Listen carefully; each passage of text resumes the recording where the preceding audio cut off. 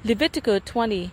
Sinabi ni Yahweh kay Moises, sabihin mo sa mga Israelita ng sino man sa Israel katutubo o dayuhan na mag-aalay ng kanyang anak bilang handog kay Molek ay babatuhin hanggang sa mamatay. Kasusuklaman ko siya at ititiwalag sa sambayanan ng Israel.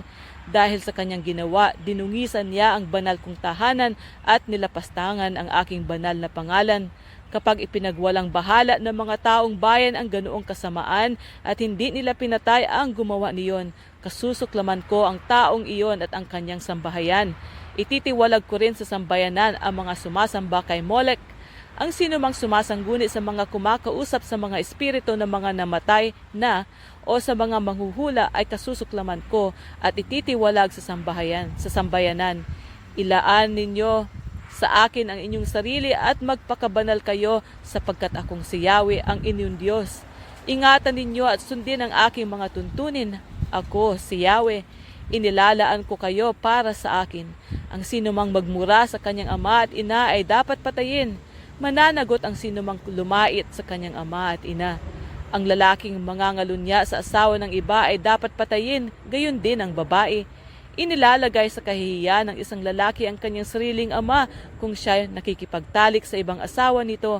Siya at ang babae dapat patayin. Ang lalaking nakikipagtalik sa kanyang manugang ay nagkasala at pareho silang dapat patayin. Ang lalaking nakikipagtalik sa kapwa lalaki ay gumagawa ng karumaldumal na gawain at pareho silang dapat patayin. Ang lalaking makipag-asawa sa isang babae at sa ina nito ay karumaldumal. Silang tatlo ay dapat sunugin upang mawala ang gayong kasamaan. Ang lalaking nakipagtalik sa hayop ay dapat patayin, gayon din ang hayop. Ang babaeng nakipagtalik sa hayop ay dapat patayin, gayon din ang hayop. Ang lalaking nag-asawa sa kanyang kapatid, maging ito'y kapatid sa ama o ina, at sila'y nagsama ay gumawa ng isang kahihiyan. Dapat silang itiwalag sa sambayanan. Nilagay niya ang kanyang kapatid sa kahihiyan, kaya dapat siyang parusahan. Kapag nakipagtalik ang isang lalaki sa babaeng may regla, nilabag nila ang tuntunin tungkol sa karumihan. Kapwa sila ititiwalag sa sambayanan. Kapag nakipagtalik ang isang lalaki sa kapatid ng kanyang ama o ina, sila'y nagkasala at dapat parusahan. Kapag ang isang lalaki nakipagtalik sa asawa ng kanyang tiyo, dinungisan niya ang dangal nito. Ang lalaking iyon at ang babae ay nagkasala at dapat parusahan, mamamatay silang walang anak.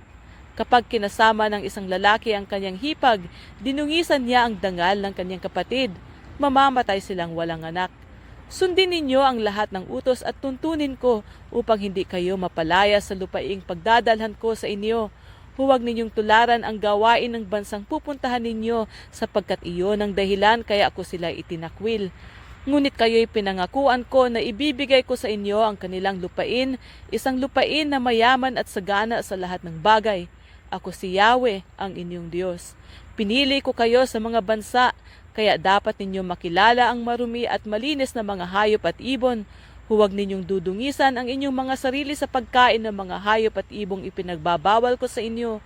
Magpakabanal kayo sapagkat akong si Yahweh ay banal.